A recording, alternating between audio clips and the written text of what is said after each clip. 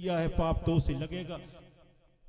अपने लिए क्या, बाजारों में और गांव से कितने ज्यादा पाप हो रहे हैं, लेकिन छोटी छोटी भूले अभी भी कितना पिछड़ापन कहाँ का लिए लोग बैठे रहते हैं। हम तो हर जगह ये बात कहते हैं, समझ में आए तो भगवान कृपा, ना आए तो डबल कर कृपा, उससे अपने लिए कुछ लेना देना नहीं है, क्योंकि 3 दिन कथा और करना है राम इच्छा से। लेकिन हम तो परम सत्य बात बता रहे हैं। और दूसरे गांव में जैसे अपने गांव में कोई घटना घट गई हो तो यहाँ शादी भले ना करो, लेकिन यहीं की भूमिका, इसी मेढ़े की भूमिका अन्न भी तो ले जाओगे पंगत। ये बात नहीं, पैसा भी यहीं से जाएगा, अपन भी यहीं से जाएंगे, अपने गांव वाले भी यहीं से। लेकिन लोग कितना बोबा, अरे भैया अपने अपने कर्म अपने अपने साथ रहते हैं। जब तक ये छोटी छोटी भूलें ना सुधारेंगे तब तक परम सत्ता की प्राप्ति नहीं होती। ऐसा वर्णन है। तो यहाँ श्री सुखदेव जी महाराज वर्णन करते हैं कि राजन, गजराज को भगवान ने बचाया है। अब यहाँ आगे कथा आती है कि एक बार दुर्वासा जी ने माला पहनाई इंद्र को, इंद्र ने वो माला पहना दी गजरा ऐरावत हाथी को, ऐरावत हाथी ने वो पांव में डालकर घून दी। तो बहुत गुस्सा हो गए, कौन, दुर्वासा ऋषि, और इंद्र से कह दिया तुम स्वर्ग से नष्ट भ्रष्ट हो जाओगे। स्वर्ग पर राज्य किसका हो गया, राक्षसों का। भगवान ने फिर क्या किया, राक्षसों को और देवताओं को आपस में मेल जोल करवाकर समुद्र का मंथन करवाया। समुद्र का मंथन और अपने जीवन का मंथन बराबर की कथाएं हैं। समुद्र का मंथन जिस समय हुआ, अमृत को निकालने के लिए मंथन किया गया था, लेकिन जहर निकला। आज भी ऐसा ही है, कोई भी अच्छा काम करने के लिए आप काम प्रारंभ करो तो जहर उगलने वालों की कमी नहीं है, कुछ ना कुछ कहेंगे। ठीक इसी प्रकार आज जब जहर निकला तो ना वो देवताओं ने पी पाया, ना राक्षसों ने पी पाया। एक किसको पिलाएं, शंकर जी से निवेदन किया, शंकर भगवान को 10 टन जहर पिला दिया। जहर कितना था, उस जहर में से एक बूंद पृथ्वी पर गिर गई थी, उसमें से ही मधुमक्खी बड़ी वाली, छोटी वाली, बिच्छू, सांप, गोरे आदि कितने जहरीले वो हो गए एक बूंद में से। और शंकर भगवान भी विचार करने लगे कि पेट में जहर ले जाऊंगा तो मुझे भी नुकसान कर जाएगा।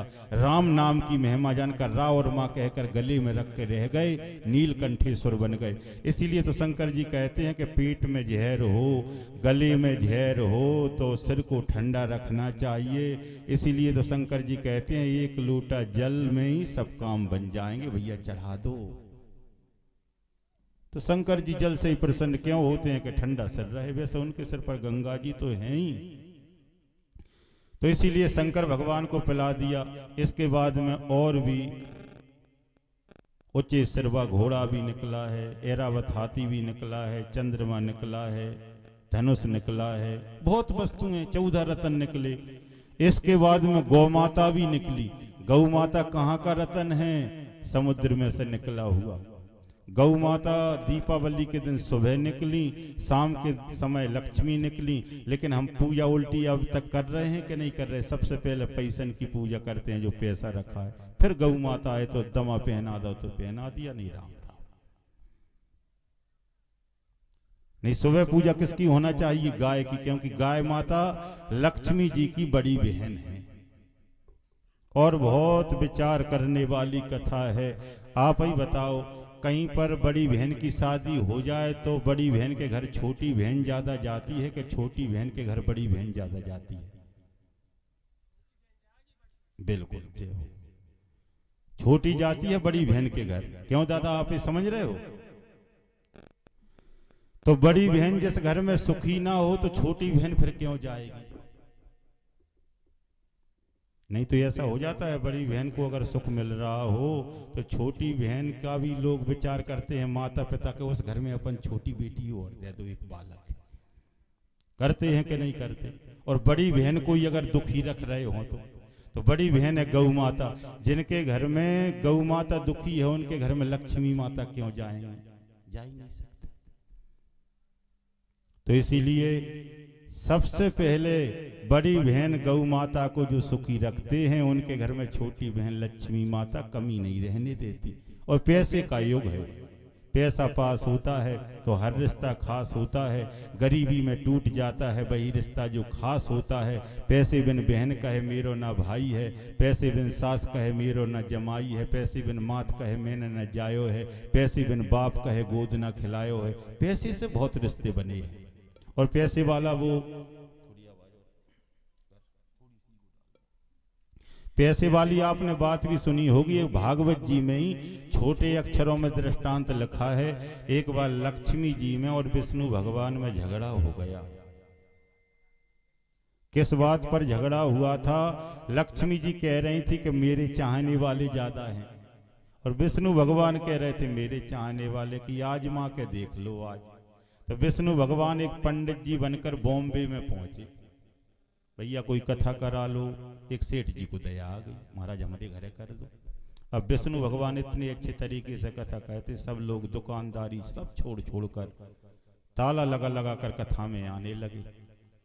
चौथा दिन हो गया, लक्ष्मी जी ने विचार किया मैं भी अपना प्रभाव बताऊं। एक बहन जी जल्दी जल्दी कथा सुनने जा रही थी, लक्ष्मी जी बूढ़ी ब्राह्मणी बन के आई और कहा कि बेटी कथा सुनवे तू अवश्य जाइए, लेकिन पहले मुझे जल तो पिला।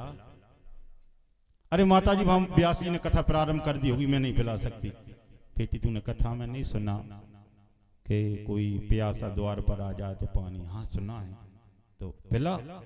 जैसे ही जग लेकर आई और लक्ष्मी जी के हाथ में जग गया बूढ़ी ब्राह्मणी रूप, उसी समय वो सोने का हो गया, स्टील का जग।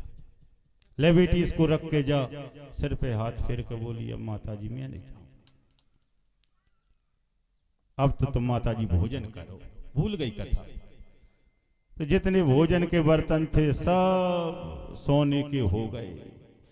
ये बात मोबाइल में वैज्ञानिक द्वारा सब में फैल गई कि एक माता जी आई हैं जिनके घर भोजन कर लेती हैं पूरे बर्तन सोने के।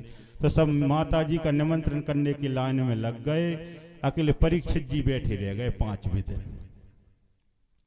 परीक्षित जी ने भी 5वें दिन की कथा ना सुनी। पंडित जी से कह दिया कि महाराज अगर हम कथा सुनू करे तो हम ही अकेले गरीब रह जाते हैं, पूरा गांव सोना चांदी वाला हो गया। महाराज तुम कह दो तो वो डुकरिया का निमंत्रण मैं कर लाऊं, बूढ़ी ब्राह्मणी जो है। हाँ चला जा। सेठ जी वो गए, सेठ जी और जाके कहने लगे मेरे घर निमंत्रण है माता जी। लक्ष्मी जी कहने लगी कथा तेरे ही घरे हो रही है? कि हाँ। कि जो कथा कर रहा है वो तो मेरा असली शत्रु है। अच्छा तेरे घरे तो नहीं जा सकती। तो 2 दिन की कथा है, फिर चलियो कि मेरा कल तो जाने का नियम है, मेरा मुहूर्त है, जाऊंगी कल। अब सेठ जी ने सोचा क्या करूं क्या ना करूं। सेठ जी आके पंडित जी से कहने लगे महाराज कथा बांधियो। पंडित जी कहने लगे पूरी तो भाई नहीं है कि अब पूरी घरे जाके करियो। और क्या हम गरीब। तो लक्ष्मी का ऐसा प्रभाव है साहब, ये तो हंसने के लिए लिख दिया, लेकिन पैसे की चल रही है, पैसे में बहुत काम बन जाते हैं भाई। तो इसीलिए पैसा पास होता है तो हर रिश्ता खास होता है। और पैसा घर में कब आएगा? लक्ष्मी। मेहनत से पैसा नहीं आता। कोई सोचे कि मेहनत से पैसा नहीं, सबसे ज्यादा मेहनत तो हमने देखा है हमारे गांव तरफ मजदूर लोग दिन में थ्रेसर पर काम कर रहे हैं, रात्रि में भूसा डलवा रहे हैं, लेकिन जब उनको देखो गरीबी है। धनवान अगर आप हुए हो तो आप ये मेहनत के बल से नहीं हुए, ये माता पिता दादा दादी और गौ माता की कृपा से ही धनाढ्यता जीवन में आती है। ये पक्का मान लीजिए, मेहनत से नहीं होते धनवान। ये गौ माता की कृपा से, माता पिता की कृपा से और दादा दादी की कृपा से ही धनाढ्यता आती है। और जिनके घर में गौ माता दुखी रहती है वो धनाढ्य हो जाएं, हमने तो नहीं सुना, आपने चाहे सुना हो। और धना